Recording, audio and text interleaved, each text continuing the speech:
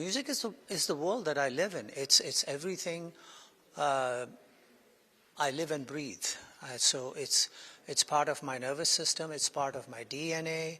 I'm presuming, and it's something that, in many ways, designs the way I live.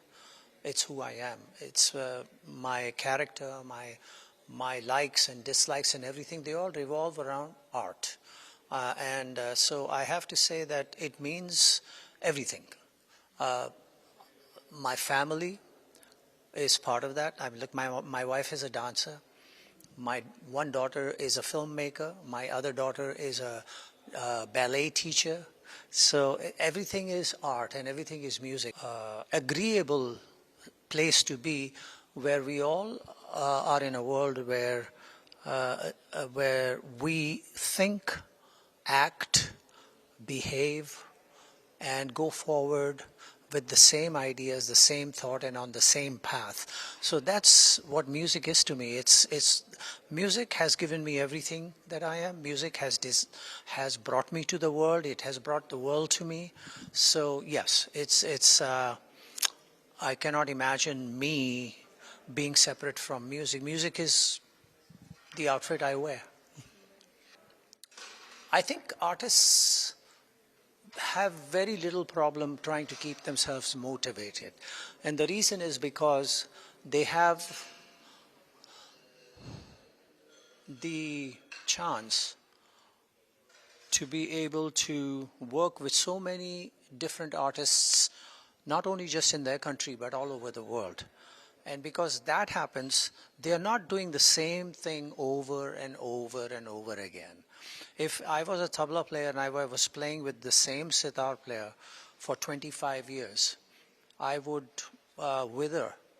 I would not, after a certain time, I would not expand as much. If I have no comparison, if I have no way to be able to dial in other information, I would not grow, and therefore I would wither away and I would die as an artist. I find that the ability that we have and the chance that we get to be able to interact with each other, it allows us a great opportunity to be able to not only learn more about music, but also to be able to reinvent ourselves, to revamp what that we do, and therefore to freshen it up, to bring it up to date. How should I say? When you back up the computer and you freshen it up and give it more energy and power by creating files. So similarly, working with each other allows us that ability, and that chance of being able to grow as an artist day in and day out with all these interactions is what keeps us motivated. How do I revamp myself? I learn from what I've done. If I'm playing with Rakesh Chaurasia, for instance, it's not the same, I found out later, it's not the same as playing with his uncle, Hari Prasad Chaurasia. So therefore, or when I played with Ravi Shankar and wanting to do the same thing my father did with him, it wasn't the same. And so I had to get rid of preconceived plans and try to find that which worked with the moment at hand. And so these kind of things are what helps me to reboot myself and to add to the arsenal that I have inside of me. Music is my world. It's the garb I wear. And tabla is, it's a mate, it's a brother, it's a friend, it's the bed I sleep in. My father always said that each instrument has a spirit. And half the battle, if you're a student, is to get that spirit to accept you as a mate, as a friend. And once that happens, then the instrument reveals how you should react to it and how you should work with it, how you should touch it and express yourself through it. So I find that I'm at a point where my relationship with my spirit of tabla is nothing short of ecstatic. it's something very special, and I find myself at a place where I cannot imagine that I can exist without it, and so yes, it's that kind of relationship with my instrument that again motivates and again wants me to get up in the morning and go say hello. It's fantastic. It's fantastic. I mean, I think how you say in the world of sports, cricket or anywhere else, bench strength. Okay, you have 11 people playing cricket, but do we have 18 more who are ready to take over? If you do, then that's great.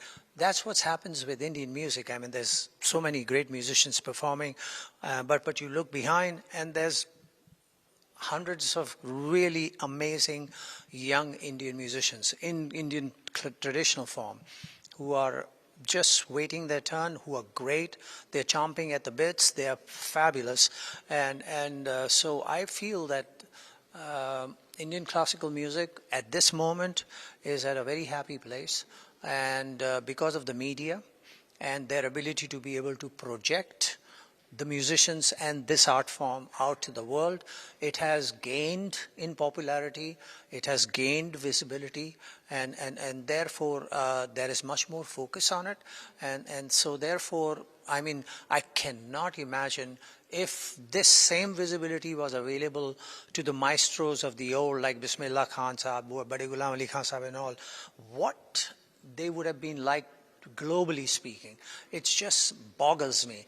But I'm thankful that this tool, this help, this helping hand is available to the Indian musicians today.